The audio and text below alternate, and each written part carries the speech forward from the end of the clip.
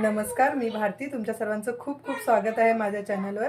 तर आज सकाळी इडली केलेली आणि त्यापैकी बरीच इडली उरली आहे. तर मग आता मी त्याची करणार आहे चिली इडली. आणि चिली इडली माझ्या मुलांना खूप आवडते.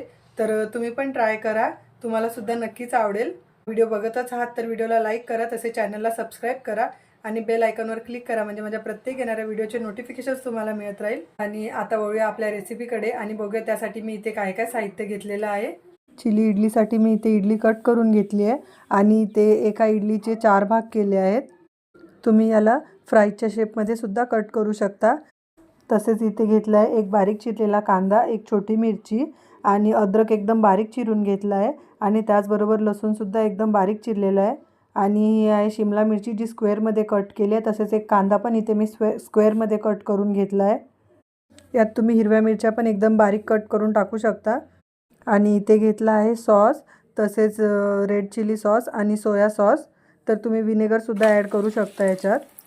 तर आता पहिली स्टेप आहे ती म्हणजे इडल्या आपल्याला तेलात फ्राय करून घ्यायच्या आहेत आणि त्यासाठी इथे तेल चांगलं गरम होऊ दिलं आहे आणि मग आता त्यात सोडल्या आहेत इडली फ्राय व्हायला थोडा वेळ लागेल आणि खूप जास्त डार्क करायची गरज नाही आहे त्या.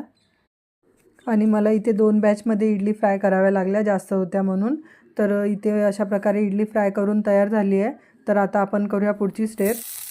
तर इथे आता मी तीच कढई घेतली आहे, फक्त तेल थोडं कमी केलं आहे. आणि आता मी घातलं आहे आलं.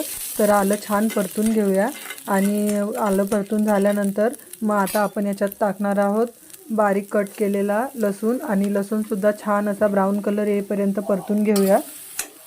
आलं लसूण छान परतून झाल्यानंतर त्यात मी हिरवी मिरची टाकली आहे आणि मग नंतर यात आपण टाकायचा आहे कांदा आणि कांदासुद्धा छान परतून घ्यायचा आहे.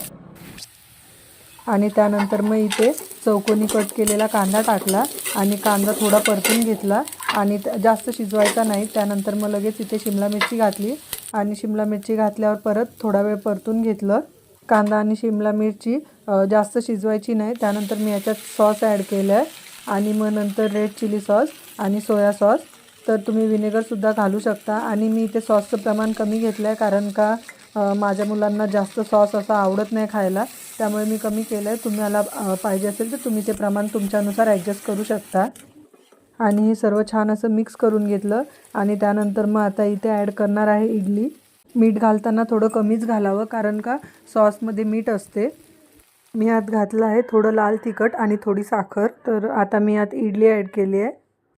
ही फ्राय केलेली इडली अशीच खायला पण छान लागते आणि चिली इडली कराल तर त्याची चव तर अजून भारी लागते. तर तुम्ही नक्कीच ट्राय करा.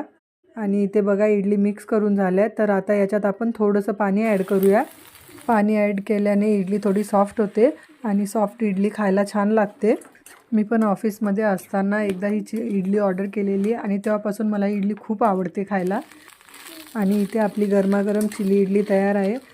याच्यात बारीक कट करून कांद्याची पात घातली तर त्याची चव अजून छान लागते आणि ते दिसतानासुद्धा छान दिसते. पण माझ्याकडे आता नव्हती कांद्याची पात, त्यामुळे मी ती घातली नाही आहे. आजचा व्हिडिओ एवढ्याच. लवकरच भेटू एका नवीन व्हिडिओमध्ये. तोपर्यंत माझे व्हिडिओ बघत राहा. काळजी घ्या. व्हिडिओ बघितल्याबद्दल खूप खूप धन्यवाद.